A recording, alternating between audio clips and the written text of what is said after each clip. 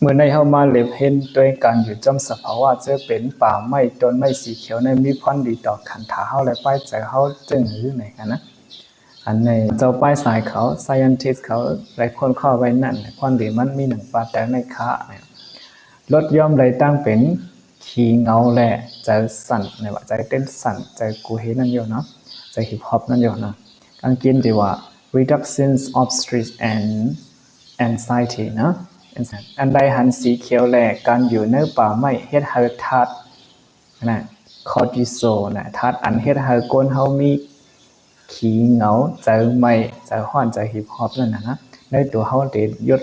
เดลดย่อมลงเดเอมังลงนะครับมันเฮ็ดให้ไปใจกัดเย็นแหละใจ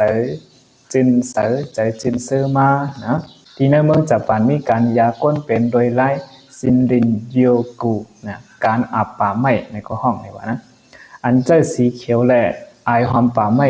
เมลุมลาไฟใจนั่นขาเนี่ยนะเข้าใจได้เนาะ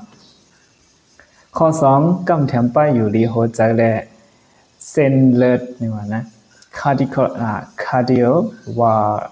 cardio was cruella เนี่ยว่า health คนเจออันอยู่เศร้าตีอันมีต้นไม่นำนั่นมีแห้งเลือดมีแห้งเต็งเลือดปุดเพรสเซอร์อันมันยังดีเลือเสก้นอยู่ในเศร้าก็เลือเสก้นอยู่เศร้าในเว้งอย่าเว้งหลงออกซิเจนอันจึงเสยจอมต้นไม่นั่นเฮ็ดให้การหัวใจและปอดลีขึ้นมาไหนกันนะข้อ3เฮ็ดให้แห้งแกดเคโตimmune system แข็งแห้งเนี่ยเจ้าป้ายสายเขาไล่หันว่าต้นไม้เขาในปล่อยออกธาตุออกซันเทอันห้องว่าไพทอนชิสตาแกดเคโตมันเมื่อก้นเฮาเลยสุดนมเอาไอนั่นมันกว่าใจเฮ็ดให้ natural killer เซลล์เลือดขาวอันตึกนะเซลล์เลือดขาวอันตึกล็อกแกนซาและมงเมียงในตัวเฮามีแห้งมานะข้อหมาย4นะจอยเฮ็ดเฮาหมักตาลือนะ eye health นะจอยเฮ็ดเฮาป้ายอยู่ดีหมักตาแคบแค่ว่าจังได๋ก็ไหลเนาะสีเขียวเป็นสีอันตาก้นเฮาหันเย้าเสเลยเฮ็ดให้อายุงอารมณ์นั้นในตาหรือเฮอไลดีเซเปิ้นเนี่ยว่าเพราะเฮาด้วยหันคอมพิวเตอร์เลยมือถือหึงน้ำจังหมักตาเตเฮออันการด้วยสีเขียวสภาวะจอยลดย่อมลองเฮอตาเลยดี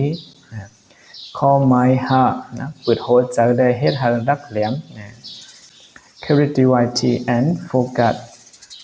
การอยู่กลางสภาวะใจให้การว่น cognitive function และการมีใจจดจ่อต่อใจปักที่ในนาการ concentration ดีขึ้น20%เสการอยู่ในเว้งหลงมันใจให้คนเฮามีตั้งว่นมาออกมาไหลง่ายsummary การได้หันไปอยู่ในการได้หันได้การอยู่จำสภาวะสีเขียวนั่นใจก้อยว่าเป็นรองหังดีมันได้เป็นยาเนาะสภาวะจอยลุ่มลาตั้งโตแลเจอเฮาแก่นแข็งนั่นยาวขานะตัวเดียวในเจ้าเก่าเลยอยู่จอมนั้นเลยหันสภาวะสีเขียวน้ำหนังคือขานะมันถามขึ้นนะ